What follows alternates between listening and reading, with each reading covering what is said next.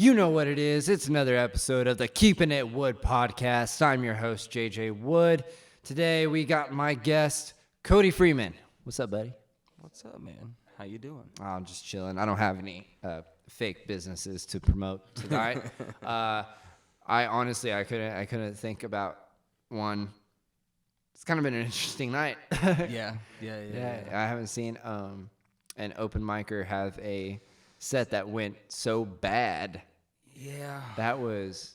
Yeah, we're fresh off the open mic right now where a amateur comedian thought he'd get away with dropping the N-word. Yeah, he was white. Can't do that, man. You cannot do that. No. So having that said, a big part of my show is we eat snacks and talk about things. What snacks did you bring today? Brother, I got you some Starbursts. Let's go. The favorites in Let's go. particular, because who has time for orange and lemon? I mean, I like them all. And I'm not biased when it comes to Starbursts. you gotta, I don't know if you've ever seen this opening technique. You have to push it. You pinch the bottom. Do you have to push it real good? And then you push it through, and eventually you will have this Starburst Pez dispenser. Have you ever seen that? Holy shit. Did I just give you a fat hack? Oh, these are loaded sideways. Sitting sideways, Get two dude. at a time. Starburst in the days. Sitting sideways. Now, Is that the trick to this? It's a Sprite Zero. That's a Sprite, regular Sprite. I usually go with Squirt or like a Quench or like a grapefruity type Okay. carbonated beverage. But do you want cherry or strawberry? Ooh, let's go strawberry. Strawberry. I am partaking in chewing tobacco at the moment, so I will enjoy mine in a second. But I will tell you what I used to do as a former fatty. Okay. You take the Starburst, Okay. put it in your mouth, you suck on it. Okay. You don't bite. You're going to want to bite, but you're going to be a good boy, and you're not going to bite I it. feel like I'm auditioning for a gay porn. You're going to suck on that Starburst. You're going to put it in your mouth. You're not going to you're bite gonna it. You're going to suck on it. You're going to resist the bite. And you're going to You're put gonna this clear suck. liquid in your mouth afterward. This is the You're going to start. suck on that Listen, pink man, Starburst. I've watched gay porn twice in my life. I'll get to that in a second. And this is how they started. Now, Put it in. wait for the Sprite. You're going to suck on it until it gets soft. Warm and soft. This is just like the gay porn. Yep. Okay. Okay. Enjoy the flavor. We're of the progressive. Starburst. We're progressive on the Keeping It Wood podcast. I'm about to teach you how to make a Starburst last 4 to 5 times as long.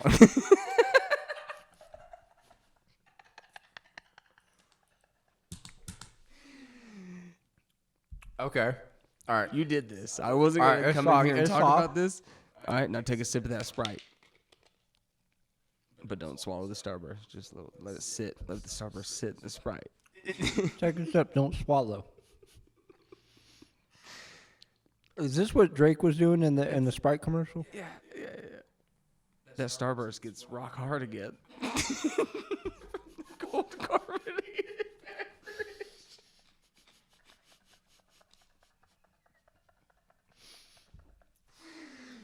This is how every gay porn starts. Okay.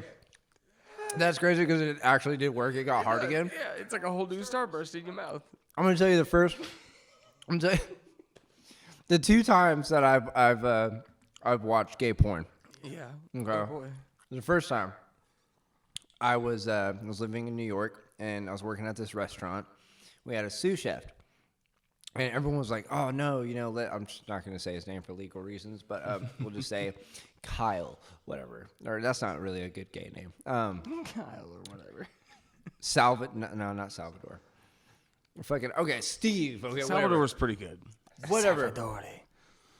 Whatever his name was. They were like, "Oh, dude, he's gay. He's being gay porn." And I was like, I don't believe that. I'm from a small town where, rumors getting around like that. I was like, I don't really believe it. Mm-hmm. So one day I showed up to the pre-shift meeting, and everyone's, crowded around this phone. And I'm like, oh, what y'all watching? Oh, that's a gay porn. Oh, my God. That's Salvador. him. And it was Salvador, dude.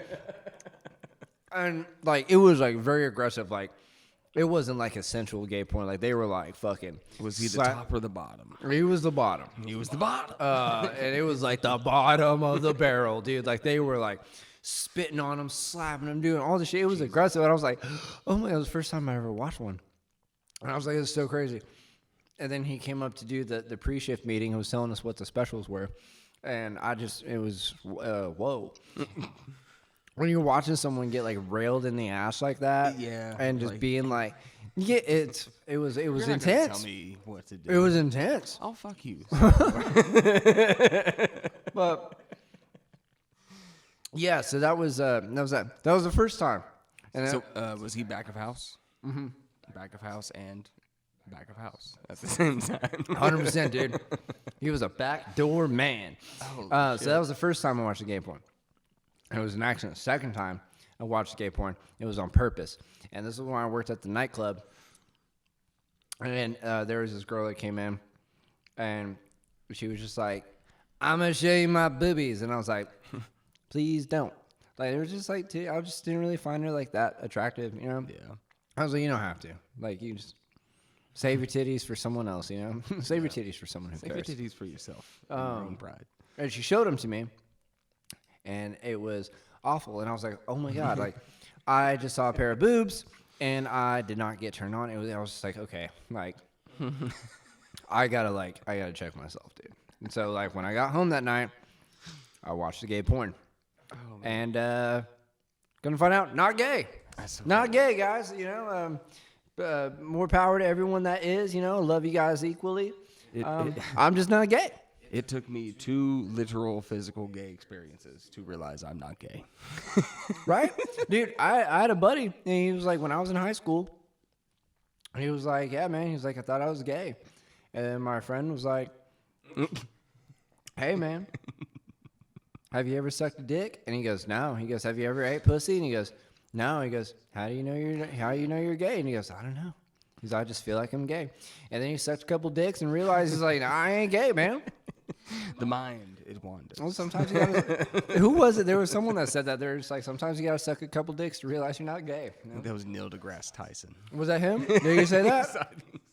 Man, we should have voted for him for president, dog. Like, Oh, man. I don't want to get into politics, but it is absolutely insane that it's literally just Trump or Biden right now. is it really? Yeah. I don't pay attention. I don't pay attention either. It's hard for me to like even like, dude. Like, I've already gotten a couple messages about a couple episodes of my podcast. Yeah.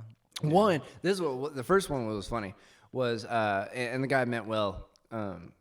When he was telling me this, he's like, "Hey, just so you know, like keeping it wood, that's a term used by like white supremacists and blah blah blah." I was like, "What?" He was like, "Yeah, dude, they're called woodpeckers, and so they always say like, stay wood, bro." It's like Aryan Brotherhood, like biker gangs. And I was like, you know what? I was like, I'm not letting these motherfuckers take this shit. I was like, my keeping it last wood is name. mine. It's my last fucking name. Yeah. And honestly, it's a play on words of just like keeping it hood or like, you know, keeping it away. It's just it's a play on words. We're not letting the racists take the shit. Fuck them. No. If you're racist, fuck you. Keeping it wood is meaning something else on this podcast. I don't know. Fuck them. And then, and the second one was I had my buddy Riley Hahn on here. Musician. Well, musician, bartender. He's also got a Netflix show coming out. Actually, tomorrow. I'm really excited about him. Where's that? Plug it. No, it's the Squid Games live reality show. Oh, sick. Yeah. That's cool shit. Yeah, no, it's People in Oklahoma. doing it's on things. the Riley Hahn episode. Either way, Yeah. he brought me a McRib, and I was so excited about the McRib. I'm sitting there, I'm eating it. First time I ever had it. It was amazing. What? Yeah, I'd never had the McRib before, and I had it, and it was incredible, and I loved it. And someone was like, "You need to like boycott McDonald's," and I'm like, "What the fuck they do this time?" And they're like, "They're supporting Israel," and then I'm like, "What the fuck?" They're like, "Yeah, you gotta cancel McDonald's, Starbucks, and Disney." And I'm like, "Man, that sucks, dude." But like, I'm not gonna do that because McRib is back. And I like iced coffee. Yeah. Not necessarily from Starbucks, but sometimes I have to go to Starbucks because like my coffee machine at my home is broken. Yeah. McDonald's got like $1 coffee still. You can't beat that. Dude, I mean, it's They just, know but what's gonna also win. it's like, and I understand where everyone's coming from in the boycott. Like their hearts are in the right place. Like they want to, like, but I'm like, you're not going to make a difference with that. Like, quit telling poor people that we're going to make a difference. No, McDonald's is all I could care. afford, you know? Like, no, you're literally like with this, like, I get it. Like, I in my 35 years, I've never really seen like a boycott work. Like the way that they're wanting it work, you know, into like such a large scale. Like right now, like what's going on over there is terrible. It's awful. Yeah. And at the same time, I'm like, y'all gotta figure your shit out, dude. Like, cause I don't know who to fucking root for. Yeah, it's not the 30s where unions are being formed. Is there a McDonald's union? I can't imagine. I don't know, but you know who works at the McDonald's? Like over by my place where I go, there's nothing but Guatemalans and Mexicans, bro. It's not, no, and you know what they're doing? They're coming to work and they're sending money back to their family because they're trying to get their family away from the fucking cartel, dude. It's the cartel. Hola, senor, see my family. $32. Trapped in cages. Like it's no, like they're trying to get their family out, man. I was like, the cartel is pretty fucked up, dude. Like those people are pretty fucked up.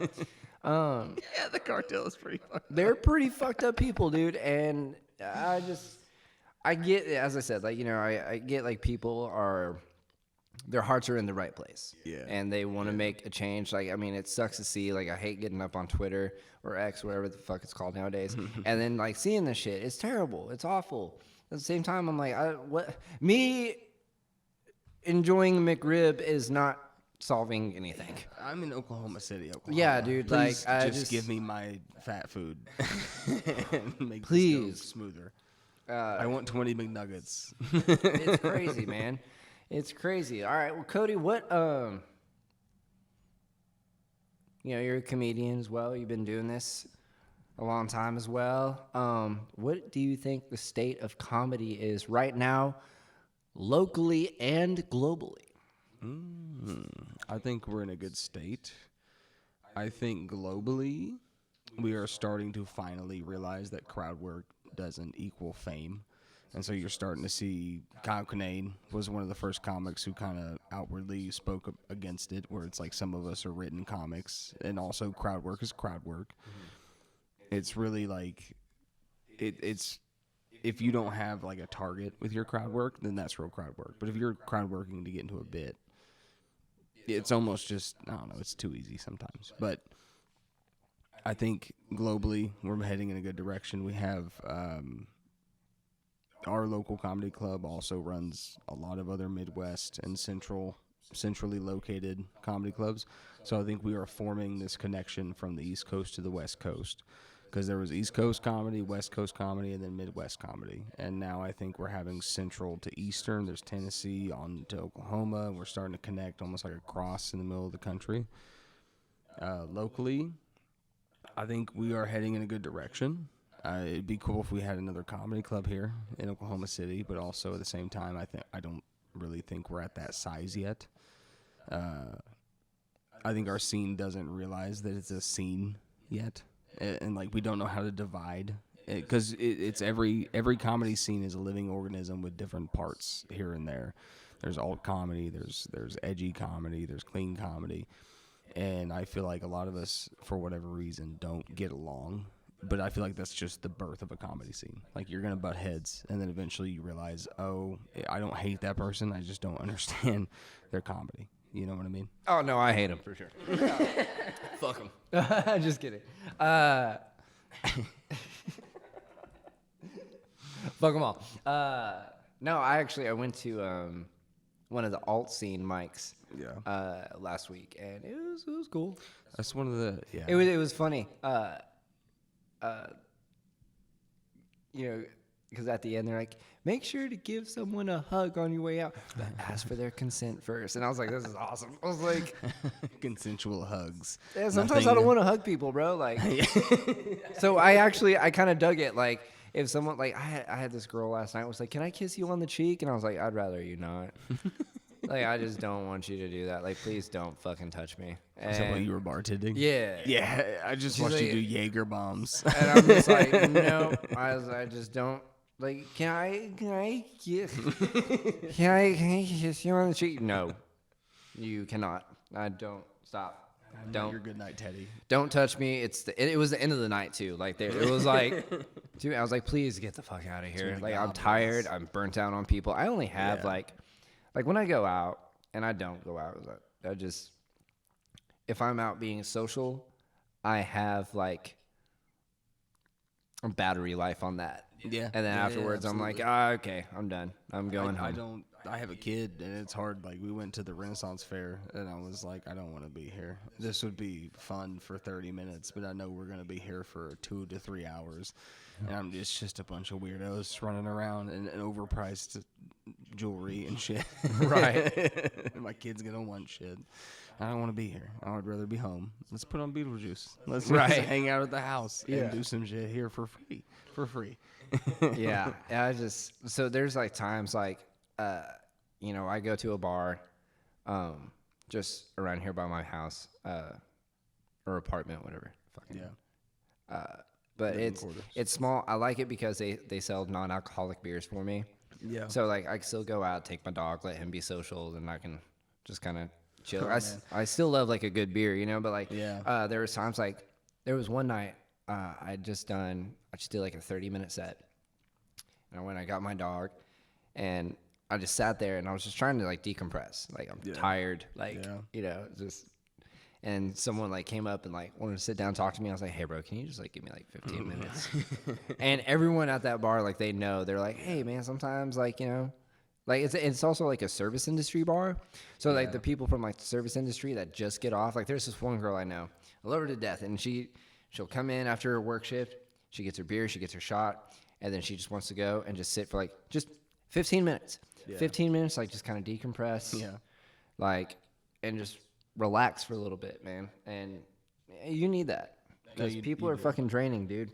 I feel like people, it's a generational thing too, where like the generation above me, like my dad's 60, 50 to 70, somewhere in there, like they don't know what that means. They don't know, like, hey, just stop for a day. It's okay to just take a day off. Let stuff pile up. Right. You'll get it done. Yeah. No. Yeah. Take a personal day. But no, I agree. Like I think you're talking about the crowd work thing, and because I've been working with a lot of comedians that have been posting like clips and shit like that, and that's how they're getting famous. Leah Rudick, for one, I worked with her and her brother a few months ago.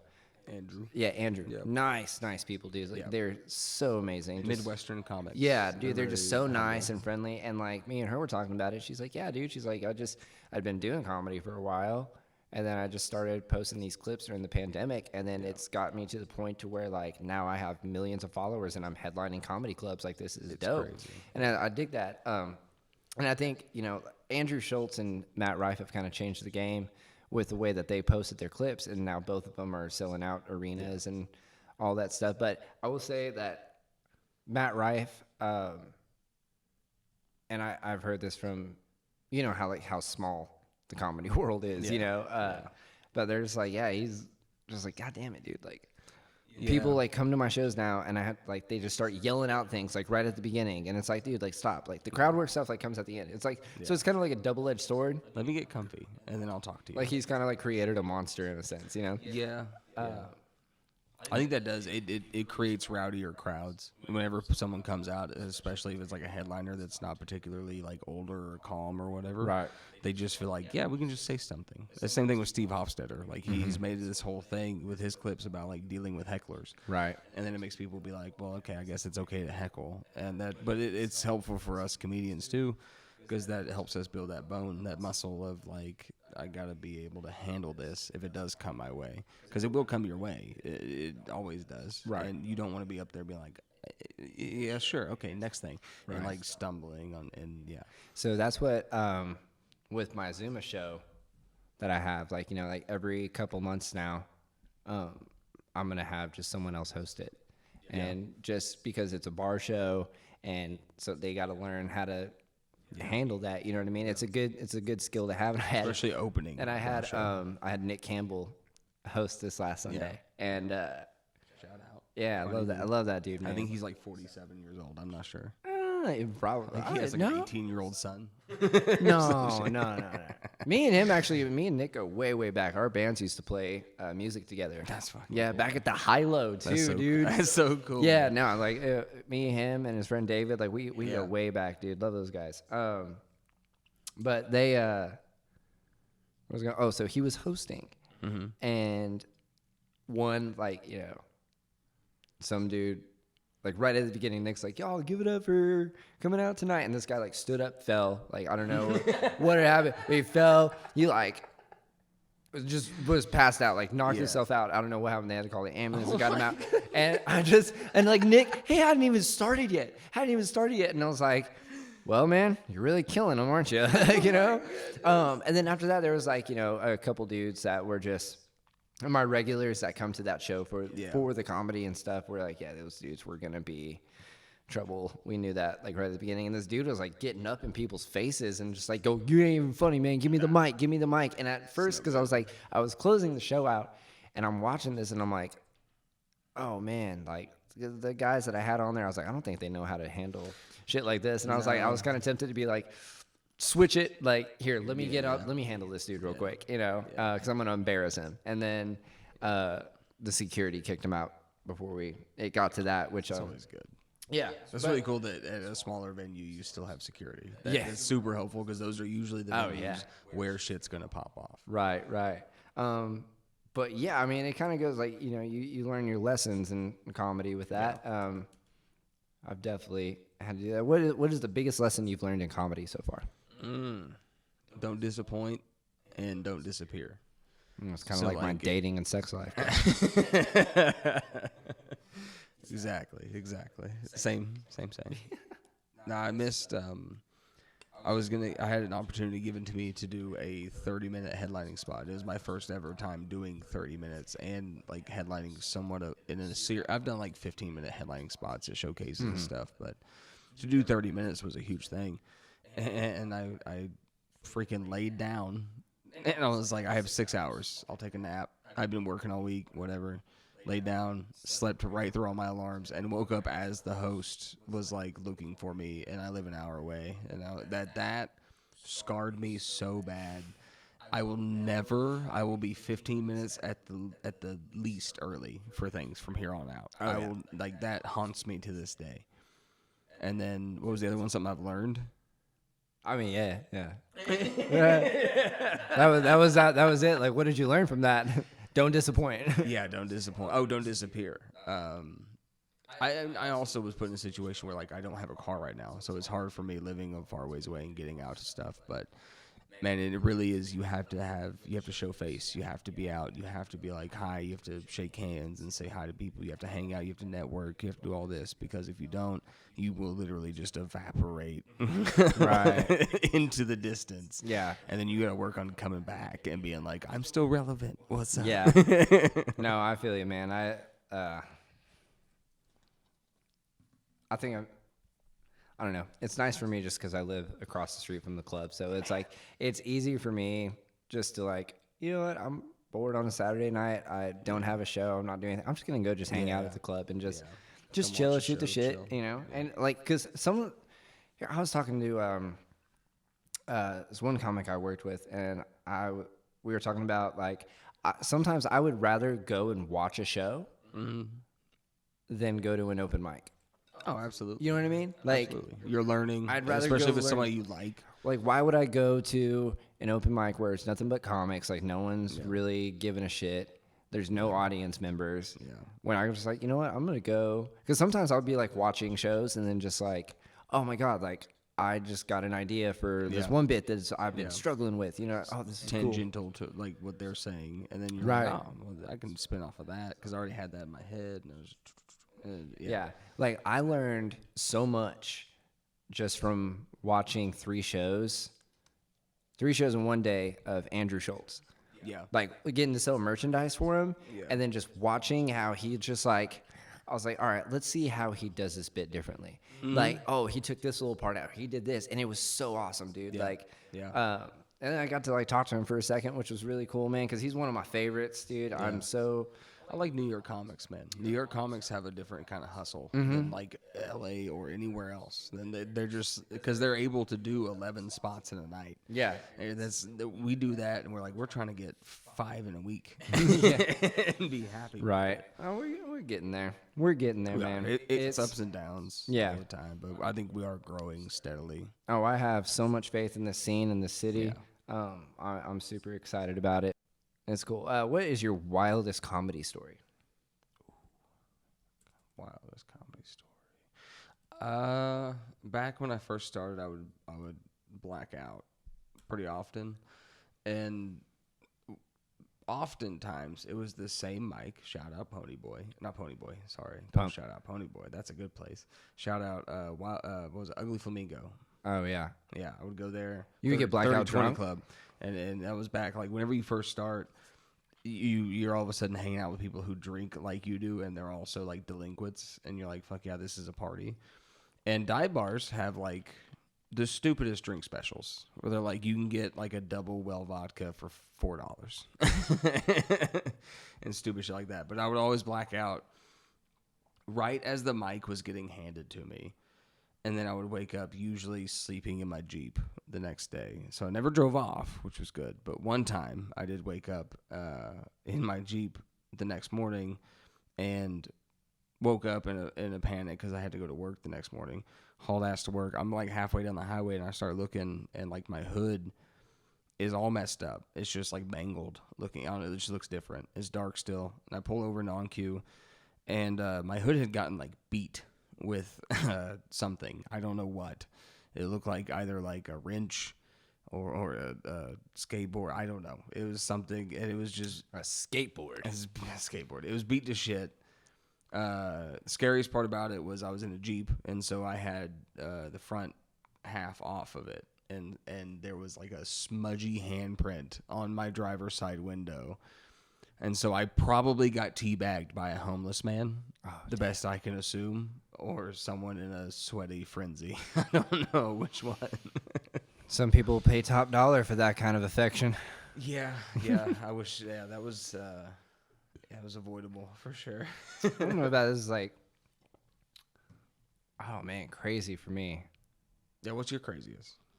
I think you were a little bit around. When did you start compared to me? Man, So I kind of years in. Well, I first started doing comedy in 2016, but I didn't really take it seriously till 2019. Yeah. Okay. Like because I just did like the JJ's Alley Tapworks open mic, and it would just be on occasion because I was still trying to be a reggae singer in Oklahoma. Talk through a mic in one way or another, motherfucker. Yeah, exactly. And but it was like 2019. Is when I went to the Looney Bin for the first time, and I did the mic up there, and it was different having an audience that was already on your side because they were like, "Hey, we're here to laugh," you know. Mm-hmm. And so right there, I just kind of got that bug, dude. I was like, "Oh, I'm fucking in." And after that, so like 2019. I don't know, man. I don't know about crazy. Tonight was up there. And tonight was holy shit. Anytime you get to watch a fragile young comic drop the N-word and then get assaulted verbally by the audience, it's always a good time. That was fun. I was just like, oh my God, this is so funny. I haven't seen this in a minute. You gotta love it. I don't know, man. This is one of those things that I'm just gonna have to think about. Yeah, I feel like you go to enough mics after a while, they all just kind of blur together. There's been so many times. There's that one dude who was getting arrested and freestyle rapping while he was getting arrested. Well, Mike, was that a mic? Yeah. Where was that? It was at the JJ's mic. Nice. Yeah, there was like his homeless guy. JJ's Alley mic is either going to be anything, period. Like, you never know what the hell's gonna happen. You could have the set of your life. I've done sets there and felt better than a good set at Bricktown, and then I've had sets there and been like, I might not want to do comedy anymore. That was so brutal. 5 minutes never seems so long. Oh, dude. Oh man, there was that one night that I was on a Marty Johnson show, And they put me on it like last minute, like called me like, hey, can you be here in like 10 minutes? And I get there, and I was only supposed to do like 10 minutes. Well, the guy who was running the light thought I was doing 15. And there was like 12 people there. There was like 12, 15 people there, and they just weren't really having it. And I'm eating dick, dude. Like, I am just not doing well at all. And I'm just waiting to do like this closing bit that I thought was going to be great. And it still wasn't. And I'm waiting for the light. The light never came. Yeah, they thought, that was dumb. Anyway, so that was our comedy portion of the podcast. Now we're going to get into the question of the week. It's a new segment that I'm doing now. So I heard this story. My friend was listening to a podcast, and she heard the story. She told me. I decided I was going to talk about it on here. There was this family that was seeing, they had just lost their mother, and they were seeing her ghost walk around the house, right? Come to find out, it was not a ghost.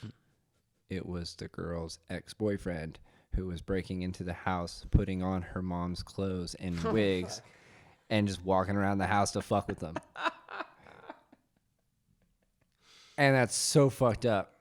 But that's so fucking funny, dude. Like, I love that shit so much. So, it's brilliant. I asked my my social media followers, what is the craziest thing and the funniest thing that you have done to get back at your ex?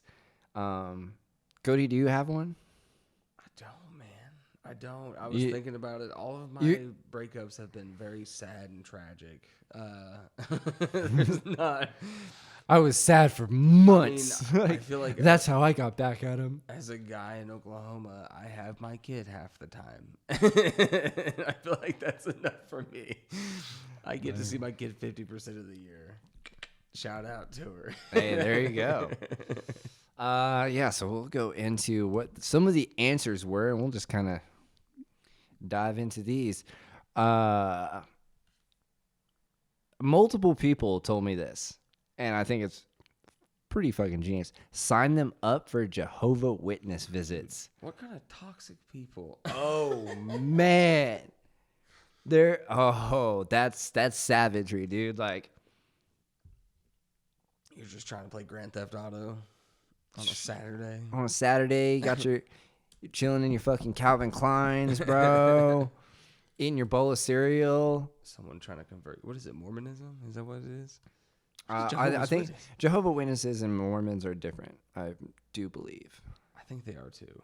That was very dumb of me. I apologize. It's okay, man. It's late. They're both really annoying religions. I mean, yeah, I remember when I lived in New York, we were getting evicted out of this apartment. It was a big, long story. Sick. But, yeah, I remember we had some people show up saying, like, hey, you guys have, like, 2 weeks to get out of here, whatever. We're like, all right, bet, whatever. And then one day, this was like 2 or 3 days afterwards, and I'm chilling in the living room, and this girl I was living with, like, we hear a knock on the door, but her room was closest to the door. I was like, she'll fucking answer that. And she doesn't answer it. She comes to the front and goes, hey, were those guys that came here a couple days ago, like, were they Jehovah? Or no, she's like, were they, like, wearing suits and stuff? And I was like, no. She's like, will you go answer this door? I was like, yes. I go and I answer the door, and they're just Mormon as fuck, dude. Like, white shirts, the elder fucking Johnson, elder. The Hogwarts tie. Yeah, no, they're chilling. And I'm just like, yo, what's up? And I'm so excited. And, like, they're like, hi, we're here. I was like, yo, y'all Mormon? Like, yeah, I was like, dude, I love the Broadway play. And they're like, yeah, we've heard it's gotten good reviews, you know? They're like being very, very nice about it. Like, we just wanted to know if you had time to talk about, you know, Jesus or whatever. And I was just like, Man, I was like, I would let you in this house right now, but I got like 6 Puerto Rican chicks in this fucking living room, and they're acting wild. How So the old were girl I'm you? living with is losing her shit in her bedroom, just laughing at this. I was like, hey guys, maybe come back another time, and shut the door. And I kind of take that like, oh man, I wish I could go back and do it again, because I would invite them into the house, be like, you guys want to take a bong rip? Like. Just tempt them. At that time, I was such a shit show. I'd been like, "You guys want to do a line? Like, come on, man, for Jesus!" We got coke, we got weed, we got Molly, we got booze. What you want? Yeah, we had all of that in that household, man. Which is why I'm back in Oklahoma. Don't do drugs, kid. You know what's wild? I was just talking about this today. Like, you know, like I grew up we both kind of grew up in the age where like they're like, you know, don't do drugs. Yeah. And now. Everybody's doing drugs. Well, it's like now there's like Narcan everywhere because kids were fucking eating Tide Pods, and they're like, oh, you know, there's nothing we can do about this.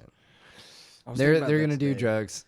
It's so hard for like kids' generations today to try and say anything at all, because it's like, you were eating soap, so on purpose. Yeah, we had it for punishment, and you did it on purpose. You were doing it and fucking drinking a Sprite, trying to make it hard again. Okay. That's a good idea. All right, so the next one. The next one someone gave me was slept with their only friend, and she found out by subscribing to her OnlyFans. No. Yo, first off, let's just like say how much of a good friend that she is, that she subscribed to her friend's OnlyFans. Like, that's pretty cool, but like, damn, that's cold-blooded. That is. I have like I know that, like, can you imagine just like, oh, I'm going to support my girl power. Wait, I know that dick. Like, oh, man, dude. That would be rough. I've paused porn before and been like, is that my girlfriend right now? No, it's not. Okay, let's keep going. I was watching a porn once, and they had my exact model of couch and throw pillows. Like, the exact ones. And I was like, hold up. Who snuck into my apartment? Yeah. It was me and my girlfriend. Yeah. Fun fact. Cody and his girlfriend got together for the first time on my bedroom floor. Not my bedroom, but living room floor. 3 years strong. I love you, baby. It was so great about that was like, was it your 1 year anniversary? I think it was the two. Was it 2 year anniversary? She blindfolded me from where we live, which is 45 minutes away, and then drove like for 2 hours while I was blindfolded. Hey, that's terrifying. I don't know if you've ever been blindfolded, been driven around. It's awful. She's like, you're kinky. Yeah. When she showed up here, I was like, I don't know. I just, the way like the gate opens and the floor looks, I was like, are you turning me in for a crime? Did we just go into county? What is happening right now? And then we pop up in your apartment. And you're like, hey, you want me to leave? I was like, yo, let me get the dog. Like, we'll dip out. I'll go watch a movie. No, 100%. I like got you all some weed. Like, busted out the old Dallas Cowboys comforter. Yeah. Wait, I don't have one of those. It was something like that. Oh, yeah, no. It was an old, it was like one of those comforters that are like so cozy, but also it's like the padding's all separated. And yeah, dingy. it's been through some shit. Yeah. Yeah, that was good times, man. Yeah, I'm a good friend. Yeah, I try to be. Yeah. All right, next one. Took all the phone chargers when I moved my stuff out. That's a good one. Bro, that's baller. I feel like not just the phone chargers, just take the boxes. Just take the USB box and just dip out with that. Yo, that's pretty good. That's a good one. Or like, I don't know, man. If you have like a favorite kitchen appliance and you fuck me up, I'm going to take that favorite kitchen appliance. I'm not even just going to take it. I'm going to break it. I'm going to break it and you'll never get it. Oh, this is a good one. Came to a show. Oh, no, she heckled him. Ooh. Came to a show and heckled during his set. I feel like we know this person. I mean, maybe. That heckled. And also whoever was on stage, we for sure know. Well, I know this, like, something similar kind of happened to me once. And it was, we were never dating this girl I was hooking up with for a little bit. And then it was funny because she thought I was hooking up with her friend who she didn't like anymore, which was false. At the time. Where's the OnlyFans? At the time. Yeah, but like, yeah, she was like, man, so like, either way, like, we just kind of split off. It was kind of dumb. Well, she shows up like months later to an open mic, and she shows up with this other dude, and they sit up front, and all my friends are sitting there like, what are you gonna do, dude? Are you gonna do something about this? Are you gonna say something? And I was like, kind of drunk, and I was like, fuck yeah, I'm gonna say something. So I went up there, I was like, let's play a game, like. Like, have you ever just like been with a girl? She leaves you for a stupid reason, and she shows up at one of your shows at a bar that you're always at with some other guy. Like, have you guys ever done this? Like, let's role play for instance. I was like, you two. And I was like, yeah, she showed up with a dude that looks like the fucking Elephant Man. Oh man, it was so bad. And then like, yeah, angry text messages were shared afterwards. And, Yeah. you know. I've had a chick, the girl I was dating when I first started doing comedy, I broke up with, and she was Nigerian. No. She ate chicken wing bones. Like, she would eat. She ate the bones? On our first date, we went out, and we went out to Buffalo Wild Wings, because I'm a man and a gentleman. Goddamn right you And are. I'm sitting there chowing on wings, and I just hear like this loud crunch, crunch, crunch. And I look up, and she's literally just chowing down on the bone, and she's like licking her fingers, and there's nothing left. And I was like, oh shit! Imagine without due to your You dick are next. the kind of woman. Big up to the dentist who has to take care of man. you. Wow. She sent a friend. Like, we broke up. It was done. And then one of her friends showed up to JJ's during an open mic. I was like 3 weeks in. And she just came to the back and was like, Cody? And like was just saying my name. And I was like, hi. And then she was like, Amina wants to get back with you. Bleep that. Amina wants to bleep that again. She wants to get back with you. I was like, no. And then she like tried to fight me, and I was like into like going back with her, and I was like, no, this wasn't choreographed. This relationship, I don't want to. I found out she was illegal. She was here on a visa that expired, and then she was, wow. yeah, She was looking for love in the wrong places. Yeah, dude. Like, what are your poops like, dude? If you're eating chicken bones, like, what is your? Oh man, that's intense, dude. I never got into that. She was the first girl I tried pegging with. Ironically enough, you talked about what the poops were like. That reminded me of pegging. Pooping, pegging, dude. Pooping, you know, I was talking to pegging. someone the other day. We were talking about poops, and Always a good topic. yeah, always a hot topic, bro. But like, pooping it just feels good, man. It just feels good. It feels great. I love pooping, That dude. morning poo. Yeah, dude. You get a coffee in you. A little coffee, smoke a bowl, dude. Take a poop, dude. That poop like hitting that G spot on the way down. I had Leo on the podcast last week, and you know he's gotten many colonoscopies, and I was like, dude, were you scared? He was like, no. I was like, no. Were you scared that you were gonna come? That it might accidentally feel too good. Yeah. I feel like every guy has that thought. Like, you go in for a physical and you're like, oh, this is a decently attractive lady. And then you pull your pants down and you're like, oh, this is also medical. And I have the tiniest dick I've ever had in my entire life because I'm in an operating room right Small now. dicks matter. All right. All right, here's the next one. Ooh. Put sugar in all of his food after he called me fat, and he became pre-diabetic and gained hella weight. Well, that was sweet of her. Pre-diabetic is definitely her being like, he will be diabetic from all Oh, the she sugar. fucking manifesting that, dude. That's so bad. That's so sweet. That's Literally. just poisoned me. Yeah, At that point. That's savage. The same person that said this is the same one that was one of the three that signed their ex up for Jehovah Witness visits. So, It's a common thing. bro, What the fuck? apparently, if like I ever have like a Jehovah Witness like show up to my doorstep and be like, "Who the fuck sent you?" Yeah, I'm gonna break up with my girlfriend. Who sent you? God. Ah. Yeah, I'm gonna break up with my next girlfriend and put a goat on my door so they know not to show up. Oh man. I put the goat on my front door because I'm the goat, baby. Bah. I'm just kidding. That was so. That was bad. That was bad. You know, it happens, man. It fucking happens. All right, here's another one. had sex with him, took a photo with a timestamp, and sent it in a group chat with his girlfriend as I was walking out. Oh. Ooh, that's an action scene explosion. Oh. After the explosion. That's terrible. Bro, that's ballsy, dude.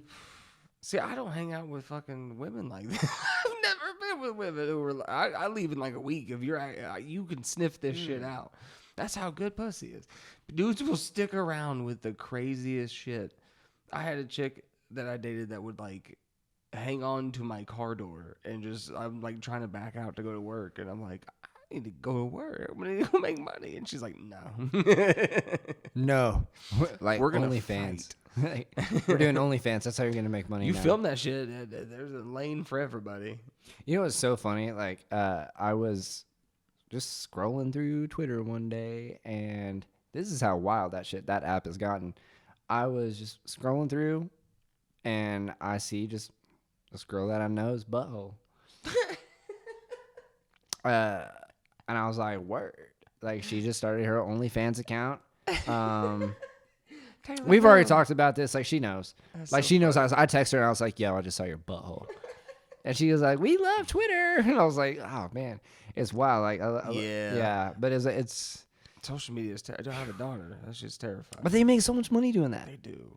You know, I know some girls that, like, they have the OnlyFans, but they just don't show anything. It's just, like, sexy lingerie and stuff. But, I mean, which is cool and all. But, like, other girls are like, yo, like, I'm about to, like, get gang banged, you know, like. Yeah. My thing is, I don't mind that. It's just wild when I see your boyfriend's dick and then I see him, like, in person. And I'm like, hey, what's up, dude? Like, hey, you're making me feel you slaying last dude, weekend. Slaying, dude. This dude got a fucking hammer on him. I feel inadequate. Like, dude, there's like a homeless guy. There's like homeless people that are like around here, and like, no, dude, homeless dude. Hold up, man. Like, dude, there's like they whip them bad boys out, dude, and it's like, and I don't get mad because it's inappropriate. I get mad because I'm like, now I feel inadequate, dude. Here I am. I pay my bills on time through stand-up comedy, and like, I'm happy. I got a good home. You know, I love my career I have. My dog is awesome, dude. Everything is going good in my life. And then I got AC. And then there's this fucking homeless dude with a bigger dick than me, just sitting there, just not breaking eye contact, just staring at me. And I'm like, fuck, dude. Like, it's irritating. But, you know, I'd rather have, you know, an average cock and AC at the same time. So, yeah, that's when take big that, dick energy. motherfuckers. Big dick energy can go too far if you let it. It can really take control. God, the next thing you know, you're homeless, flashing your big dick at people. But that's the thing. It's like homeless people, they just are on this whole other level of not giving a fuck. A lot of it has to do with the mental illness. But like, it's, you're like, hey, like, we need you to move. They're like, and it's like, they like shit and look at you like, I'll throw my poo at you. I'm not moving. Dude. All right, this is the last one that I had. It was, this is good. This girl stole her ex-girlfriend's cat for 2 days and returned it like nothing happened. Had no idea that the cat was gone. Like, and it's you. I know what some people are thinking. Like, that's a very bad, like, bad cat parent. Like, but have you ever owned a cat? Some days you won't see that cat for days. Yeah, you know what I mean. Like, cats don't give a fuck. They're on their own shit. Especially if you got like an inside-outside cat. Yeah, that cat's liable to go outside, go on a whole ass quest, and then come back and be bloody and tired, and then just be like, "This is my home, though, so I'm back." Fucking Dude, cat stealing a pet. Stole the cat. Like, what did you do with it? Just like, I'm taking this cat. I'd like to imagine the cat just like tied up. I was held hostage. Snickers, you won't see your owner until I think you can see your owner. Just like they drugged that toy cat in front of it. Like, fucking drugged it, roofied it with catnip. We took 7 of your 9 lives. It took the fucking. Tell us what we need to know, Mr. Bigglesworth. Who was she with? How long was she cheating on me? How long was she doing it? Just an insecure psychopath. Jesus Christ. Like holding up shit that smells like them. Like, does that smell familiar? People are wild, man. Holy fuck! Like I've honestly, like I had an idea, with one of my exes. I was like, I should just like text her and be like, hey, by the way, I just tested positive for chlamydia. I mean, you might want to get checked, and like just really like fuck with her day. I think that happened to me, but the opposite. I think I had somebody call me and be like with like almost robotic voice, and was like, "You've been put on a list for someone who might have herpes." And then I went and got tested immediately. It was negative, and I was like, I think somebody just fucking got one over on me. Hey, but at the same time, like you win, you gotta test, man. I'm up to date with my shots. Hey, or fuck Kelly yeah. would approve. Fuck yeah, that's what's up, dude. God damn it. Before we get out of here, Cody, you got anything coming up, man? You out doing shit? I ain't got shit coming up. I'm hopefully gonna get some podcasts in the works. I'm just kind of trapped in my house, so Yeah. right now I'm living an hour away from the scene, so it's hard for me to get out. I've wrote a lot, but I gotta have something else. So hopefully you'll see a podcast coming soon with me and the kiddo. So Fuck yeah, dude. Looking forward to seeing that. Instagram handle, all that stuff. Holy shit. Cody Freeman Comedy. Had to remember that for a second. Bet. And then I'm really popular on Facebook. Just look up Cody Freeman. I'm the only one with a stage pick. I got to get a Twitter. I've been really wanting to like I was talking to Mikey B, shout out. And he was like, you got to do shit. You can't just be on Facebook as a comedian in 2023. Yeah, you have to like, it's like the worst. I don't want to say the worst part of the job, but like it's a shitty part of the job of being like, God damn it, like I really gotta fucking get a TikTok. You gotta do it. Like, that's the same thing. Like, I said earlier, I listened to Leah Rudick's podcast on Hot Breath today. Love that. Yeah, love that show, by the way. And she was like, yeah, my brother was like, during the pandemic, was like, you need to get on TikTok. She goes, I don't want to fucking get on TikTok, dude. It's for the kids and all this stuff. And then she fucking blew up. Yeah. Same thing. Matt Rife did the same shit. People's attention spans. You have to do it. That's why specials are like 20 to 30 minutes now. People don't want to do an hour special unless you're like an OG comic and you have it. But like people are just pumping out 20 minutes, put it on YouTube, get 4 million views, get fucking thousands of dollars, and you're set. You're good. And then you just keep rolling. That's what's up, man. Yeah. And y'all know what it is, man. You follow me everywhere at JJ Wood Comedy. Also go to jjwoodcomedy.com to see all my upcoming show dates. Buy a t-shirt while you're at it, man. Help your boy out. And we will see you next week. Keeping It Wood podcast every Wednesday. Y'all have a good night or day or fucking week. You know what? Have a good fucking life, bro. Have a good fucking life. I'm not going to limit you to the day. I'm not going to limit you to the week or the month. Have a good fucking life. Fuck off. Hose.